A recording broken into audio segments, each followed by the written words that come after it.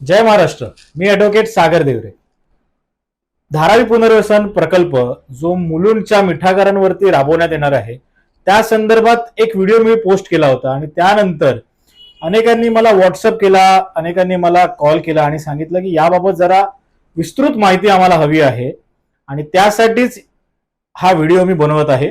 या व्हिडिओच्या माध्यमातून मी मिठागर काय असतात आणि आपल्या मुलुंड भांडूप विक्रोळी या परिसरामध्ये नक्की कुठे मिठागर आहेत आणि कुठल्या मिठागरांच्या जागा या धारावी पुनर्वसनाला देण्यात आलेल्या आहेत याची माहिती मी देणार आहे. मुलुंड, भांडूप आणि विक्रोळी या पट्ट्यामध्ये जेव्हा आपण विक्रोळीवरून ठाण्याच्या दिशेने येतो तेव्हा लेफ्टला म्हणजे डावीकडे कांजूरचा जो कारशेड सोडला ते थेट मुलुंडच्या हद्दीपर्यंत जी तुम्हाला मोकळी जागा दिसते ती मिठागरांची जागा आहे, जी 250 एकर मध्ये पसरलेली आहे.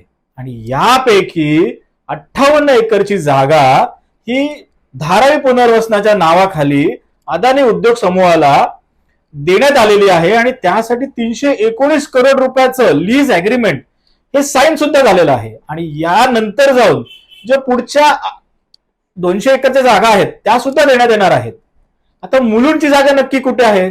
तर मुलुंडची जागा ही केळकर कॉलेज जे एक मुंबईतलं नामवंत कॉलेज आहे त्याच्या भिंतीपासून सुरू होते ते थेट नाऊर स्टेशनच्या समोर जो सेनरूफचा प्रोजेक्ट आहे तिथपर्यंत ही 58 एकरची जागा आहे आणि त्यापुढे जाऊन ते कांजूरच्या कारशेड पर्यंत टोटल 250 एकर ही मिठागरांची जागा आहे, जी पर्यावरणाच्या दृष्टीने अतिशय महत्वाची आहे. आणि ही जागा अदानी समूहाला धारावी पुनर्वसनाच्या नावाखाली देण्यात आलेली आहे.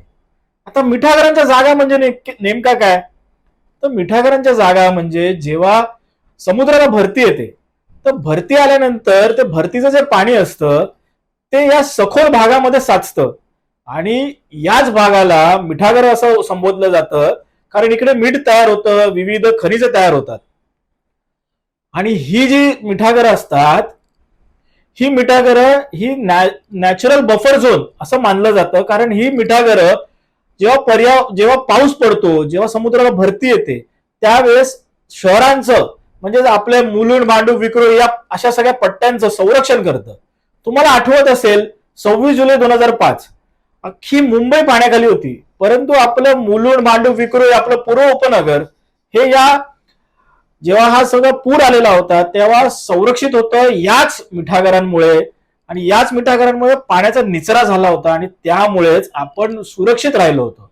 आणि आता हीच मिठागर धारावी पुनर्वसनाच्या नावाखाली एका उद्योग समूहाला देण्यात येत आहे.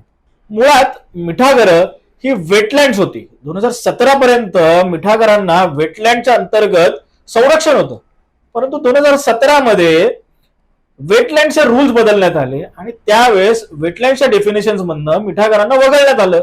त्यावेळी कोणाच्या लक्षात नाही आलं की एक छोटासा बदल करण्यात आला, वेटलँडच्या डेफिनेशन मधनं मिठागरांना काढलं, परंतु त्याचे परिणाम, त्याचा हेतू हा आज लक्षात येत आहे. कारण मुंबईमध्ये मोकळ्या जागाच उरलेल्या नाहीत, ही मिठागरच मोकळ्या जागा आहेत आणि अदानी असतील, अंबानी असतील यांच्यासारख्या मोठ्या मोठ्या व्यावसायिकांना या जागा कशा मिळतील? तर त्यासाठीच हे वेटलँडचं जे त्यांना प्रोटेक्शन होतं ते त्यावेळेस 2017च्या सरकारने काढून टाकलं. तेव्हा कोणाच्या लक्षात नाही आलं, परंतु आता त्याचे परिणाम हे मुंबईकरांना भोगावे लागणार आहेत. परंतु सीआरझेडचे जे प्रोटेक्शन असतं ते आजही या मिठागरांना लागू आहे. माननीय सर्वोच्च न्यायालयाचे अनेक दाखले आहेत, अनेक ऑर्डर्स आहेत ज्याच्यामध्ये मिठागरांना संरक्षण मिळालेलं आहे आणि मिठागरांचं संरक्षण, मिठागरांचं संवर्धन करणं हे कायद्याने बंधनकारक आहे. मी या संदर्भात माननीय उच्च न्यायालयामध्ये एक याचिका दाखल केली होती, परंतु काही टेक्निकल कारणाने ती याचिका फेटाळण्यात आली आणि आता त्या विरोधात मी माननीय सर्वोच्च न्यायालय येथे याचिका दाखल केलेली आहे.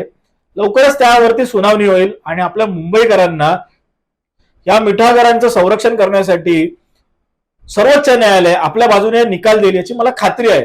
परंतु मुंबईकर आपल्याला रस्त्यावरती उतरून ही मिठागरं वाचवावीच लागतील, कारण ही मिठागरं वाचली नाहीत तर उद्या मुंबई कोणीही वाचवू शकणार नाही. मुंबईला जो पुराचा धोका आहे, खास करून मुलुंड, भांडूप, विक्रोळी पट्ट्याला, तो प्रचंड मोठ्या प्रमाणात आहे आणि त्यासाठीच आपल्याला कुठेतरी रस्त्यावरती यावं लागेल या व्हिडिओच्या माध्यमातून मी तमाम मुलुंड भांडूप विक्रोळीकर असतील, ठाण्यातले रहिवासी असतील, तमाम पर्यावरण प्रेमी असतील यांना कळकळीची विनंती करतो की जागे व्हा. आपल्याला रस्त्यावरती उतरायची ज्या दिवशी वेळ येईल त्या दिवशी हजारांच्या संख्येने आपल्याला रस्त्यावरती उतरावं लागेल आणि आपण मुंबईकर रस्त्यावरती उतरू हीच अपेक्षा करतो. धन्यवाद.